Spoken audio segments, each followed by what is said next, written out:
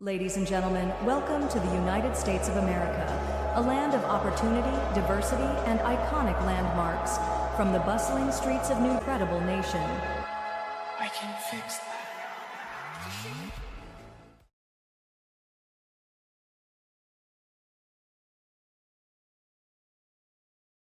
ইসলাম একটা dress code দিয়েছে, চারটা নিয়ম মেনে যদি নারীরা ড্রেস পরে যে কোনো ড্রেস পরতে পারবে, কবুল করে নিবে কে? মায়েরা খেয়াল করে শুনেন, আপনাদের ড্রেস কেমন হবে?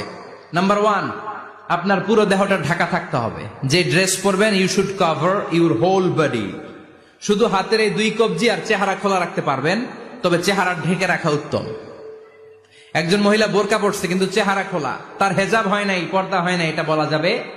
কিন্তু উত্তম হচ্ছে চেহারা ঢেকে রাখা, কারণ চেহারা সৌন্দর্যের রাজধানী। Face is the capital of beauty, ঠিক কিনা? চেহারা দেখলাম তো সব বোঝা গেল, ঠিক কিনা?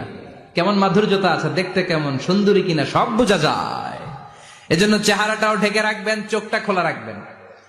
বিশ্বনবীর স্ত্রী উম্মে সালামা বলে, দেখার জন্য আমার 2 চোখের দরকার নাই, লাগবে 1 চোখ। উনি আরেক চোখের মধ্যে আরেক কাপড় দিয়ে রাখতেন, এমনি তাকাইতেন। সাহাবারা বলতেন, উনারে দেখলে আমরা দিতাম দৌড়, ভয় লাগতো। চোখ একটা দেখা যায় আর একটা খোলা, উনারা দেখে আমরা এদিক সেদিক পালিয়ে যেতাম। আবার অনেক মহিলারা পা ঢাকে না, পা কিন্তু পর্দার অন্তর্ভুক্ত। সব সময় মেয়েরা পা মোজা পরে বেরোতে হবে, পা দেখানো যাবে না। হাদিসে এসেছে শুধু হাত এতটুকু, পা কিন্তু পর্দার অন্তর্ভুক্ত। উম্মে সালামা বললেন, ইয়া রাসূলুল্লাহ, আমরা তো হাঁটতে গেলে অনেক সময় পা দেখা যায়। বিষ্ণু বললেন, তাই? তাহলে 1 বিঘত নিচ দিয়ে কাপড় বাড়াও। উম্মে সালামা বললেন, জোরে হাঁটলে তো তারপরে দেখা যাবে। বিষ্ণু বললেন, 1 হাত বাড়াও, ধুলাবালি সহ টানবা, তারপরও পায়ের 1 ইঞ্চি দেখানো যাবে। তাহলে ড্রেস কোডের প্রথম নিয়ম হচ্ছে পুরো দেহ ঢাকবেন। 2 নম্বরে নিয়ম, পোশাক ঢিলে ঢালা হবে না টাইট ফিটিং? আরো জোরে বলেন।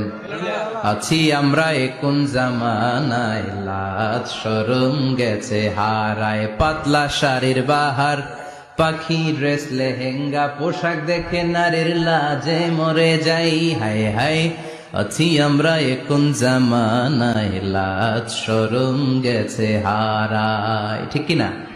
লাজ শরমের বালাই নাই। ঢিলে ঢালা হবে, টাইট ফিটিং হতে পারবে না। মোটা কাপড়ের হবে, এরকম মোটা হবে, মোটা কাপড়, কিচ্ছু দেখা যায় না, বাইনোকুলার দিয়েও দেখা যাবে না। আবার ঢিলে ঢালা আছে না নাই? আমরা পুরুষরা যে এটা পরি, এটা দিয়ে 3 মহিলার কাপড় হয়, ঠিক কিনা? কাপড় পরতে চায় না তারা, ওদের পোশাক আমরা নিয়ে নিস। তার মানে ঢিলে ঢালা হবে, মোটা কাপড়ের হবে, টাইট ফিটিং হতে পারবে। আবার পুরুষদের পোশাক হতে পারবে।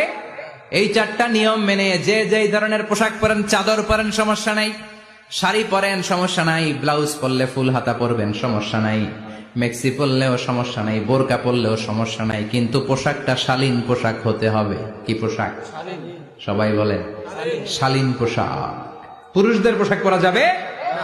কারণ বিশ্বনবী লানত করেছেন ওই নারীদেরকে, যেই নারীরা পুরুষদের মতো সাজতে চায়। এরকম আছে না নাই?